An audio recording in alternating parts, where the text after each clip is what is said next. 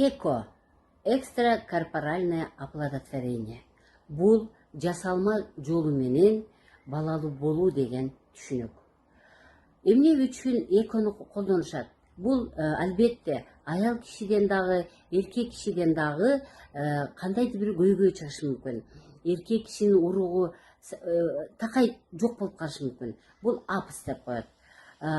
Же ошол эркек уруктугунун сперматозоид деп коет, эркек уруктугунун өтө процентинин аз болушу. Же аял кишиден болушу мүмкүн, аял кишинин турбалары жабылып калышы мүмкүн, аял кишинин яичниктери энеликти чыгарбай калышы мүмкүн, жатында кандайдыр бир проблемалар болуп калышы мүмкүн. Демек, тукумсуздук бул аял кишиден дагы жана эркек кишиге дагы байланыштуу болгондуктан, кайсы бир жолу туура келсе, ошол жолу менен балалуу болгонго адамдар аракет кылат. Ошолордун бирөөсү бул экстракорпоральное оплодотворение экен.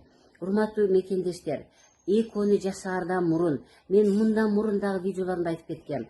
Аял кишини дагы, эркек кишини дагы натуралдык ыкмалар менен дарылап, эң сонун дарылоо бул сүлүк менен дарылоо. Эң сонун дарылоо ошол жыныс органына кетип аткан ичегилерди өз ордуна алып келүү. Ичегилер долиха сигма, долиха колон, энтерит, колит болуп, ошол ичегилер узарып кетиши мүмкүн. Ички ичеги, жон ичегилер сезгенип калышы мүмкүн. Ошолор барып туруп ылдый жакта жайгашкан жыныс органдарын кысып калышы мүмкүн. Ошол жыныс органдары жакшы кан тамыр барбай, жакшы кан албай калышы мүмкүн.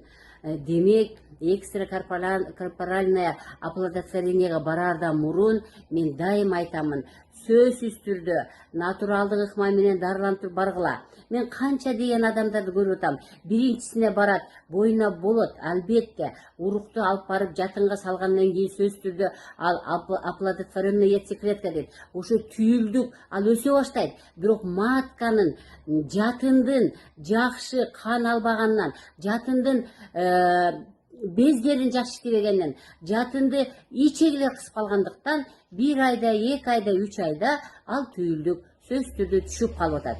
Биринчи экого баргандар бар, экинчи экого баргандар, 6-чы экого баргандарда да мен көрдүм го, мага келишти приемго. Демек, биз жатынды жакшы жатындын функциясын, жатындын кызматын, жатынга кетип аткан артериальный кровь, венозный кровь, лимфа суюктуктарын, нерв клеткаларын, нерв тамырчаларын жакшы ордуна келтирмейинче экого шашылбаш керек. Шашылбаңыз.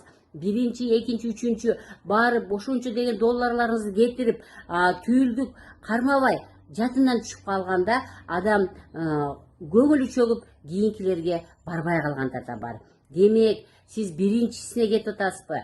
Сөзсүз түрдө натуралдык ыкманы колдонолу, келиңиздер, канды гематоскоптон көрөлү, ичегилерди текшерели, мүмкүн ошо ичегилер ичинде жатынды кысып турар.